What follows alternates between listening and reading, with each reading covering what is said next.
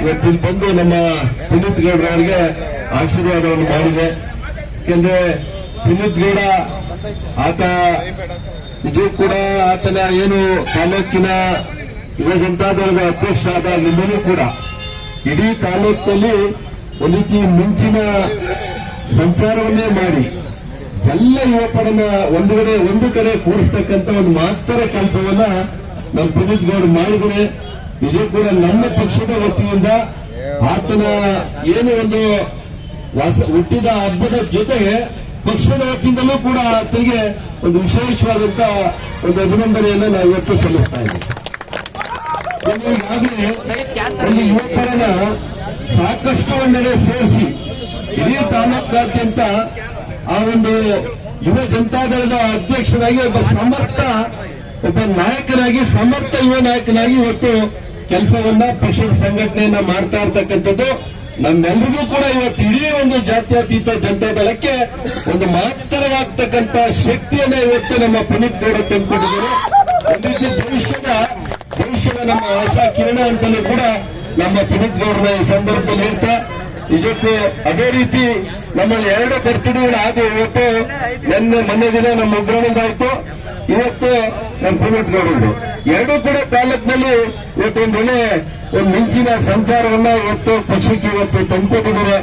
ನಿಜಕ್ಕೂ ಕೂಡ ನಾವೆಲ್ಲರೂ ಕೂಡ ಈ ಒಂದು ಕಾರ್ಯಕ್ರಮದಲ್ಲಿ ಭಾಗವಹಿಸಿ ಪುನೀತ್ ಗೌಡರವರಿಗೆ ಏನು 2026ನೇ ಹೊಸ ವರ್ಷ ಮತ್ತು ಅವರ ಒಂದು ಏನು ಈ ದಿನದ ಹುಟ್ಟುಹಬ್ಬ ಅವರಿಗೆ ಆಯುಷ್ಯನ್ನ ಆರೋಗ್ಯವನ್ನ ಮತ್ತು ಅದರ ಜೊತೆಯಲ್ಲಿ ಅವರಿಗೆ ಒಂದು ಒಳ್ಳೆಯ ಭವಿಷ್ಯವನ್ನ ಮುಂದಿನ ದಿನಗಳಲ್ಲಿ ಆ ದೇವರು ಕರುಣಿಸಲಿ ಮತ್ತು ನಮ್ಮೆಲ್ಲರ ಸಹಕಾರ ಯಾವಾಗಲೂ ಕೂಡ ನಮ್ಮ ಯುವ ನಾಯಕನ ಜೊತೆಯಲ್ಲಿ ಇರುತ್ತೆ ಎಂಬ ಒಂದು ಅಭಿಪ್ರಾಯವನ್ನ ಈ ಸಂದರ್ಭದಲ್ಲಿ ಹೇಳಿ ನಾನು ಅವರಿಗೆ ಮತ್ತೊಮ್ಮೆ ಹುಟ್ಟುಹಬ್ಬದ ಶುಭಾಶಯವನ್ನ ಕೋರ್ತಾ ನಾನು ಅವ್ರಿಗೆ ಅಭಿನಂದನೆ ತಿಳಿಸಿ ನನ್ನ ಮಾತನ್ನು ಮುಗಿಸ್ತಾ ಇದ್ದೀನಿ.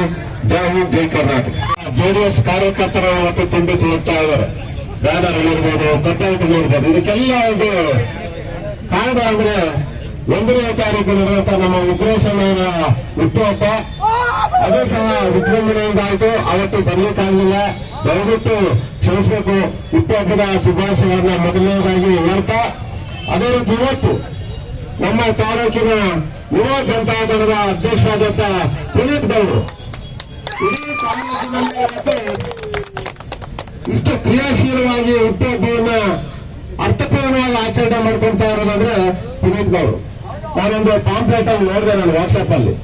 ಎಲ್ಲಾ ಊರುಗಳಿಗೂ ಸಹ ಉಚಿತ ನೀರಿನ ಕ್ಯಾನ್ಗಳನ್ನ ಕೊಡುವ ಮುಖಾಂತರ ತನ್ನ ಹುಟ್ಟುಹಬ್ಬವನ್ನ ಚೆನ್ನಾಗಿ ಅರ್ಥಪೂರ್ಣವಾಗಿ ಆಚರಣೆ ಮಾಡ್ಕೊಂತ ಇದ್ದಾರೆ. ಸಮ್ಮುಖದಲ್ಲಿ ಇಡೀ ತಾಲೂಕಿನ ಎಲ್ಲ ನಾಯಕರುಗಳ ಸಮ್ಮುಖದಲ್ಲಿ ಇವತ್ತು ಆಚರಣೆಯನ್ನ ಮಾಡ್ಕೊಂತ ಇದ್ದಾರೆ. ಅವರಿಗೆ ಹುಟ್ಟುಹಬ್ಬದ ಶುಭಾಶಯಗಳನ್ನ ಹೇಳುತ್ತಾ ನಮ್ಮ ಪಕ್ಷ ಇವತ್ತು ಎಲ್ಲ ಕಣ್ಮರೆ ಆಗ್ಬಿಟ್ಟಿದೆ, ಜೆಡಿಎಸ್ ಎಲ್ಲಿದೆ ಅಂತ ಹೇಳ್ತಾ ಇದ್ರು.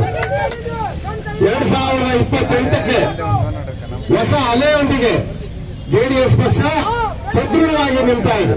ಇವತ್ತು ಅನೇಕ ಜನ ಬೇರೆ ಬೇರೆ ಪಕ್ಷದ ಮುಖಂಡರು ಇವತ್ತು ಏನಪ್ಪ ಜೆಡಿಎಸ್ನವರೆಲ್ಲ ಒಂದೇ ಸಾರಿ ಎದ್ದು ಬಿಟ್ಟಿದ್ದಾರೆ ಅಂತ ಹೇಳ್ತಾರೆ, ಫೋನ್ ಮುಖಾಂತರ ಹೇಳ್ತಾರೆ, ಸಿಕ್ಕದಾಗೆಲ್ಲ ಹೇಳ್ತಾ ಇದ್ದಾರೆ. ಆದ್ರೆ ಜೆಡಿಎಸ್ ಇವತ್ತು ಕುಮಾರಣ್ಣವರ ಸಾರಥ್ಯದಲ್ಲಿ, ದೇವೇಗೌಡರ ಸಾರಥ್ಯದಲ್ಲಿ ಇವತ್ತು ನಿಖಿಲ್ ಕುಮಾರಣ್ಣವರ ಸಾರಥ್ಯದಲ್ಲಿ ಇವತ್ತು ನಮ್ಮ ತಾಲೂಕಿನಲ್ಲಿ ಬದ್ಧವಾದಂತಹ ನೆಲೆ ಇದೆ. ಹಾಗಾಗಿ ಮುಂದಿನ ದಿನಗಳಲ್ಲಿ ಪ್ರತಿಯೊಬ್ಬ ಕಾರ್ಯಕರ್ತರು ಸಹ ಹೆದರಬೇಕಾದಂತಹ ಅವಶ್ಯಕತೆ ಇಲ್ಲ.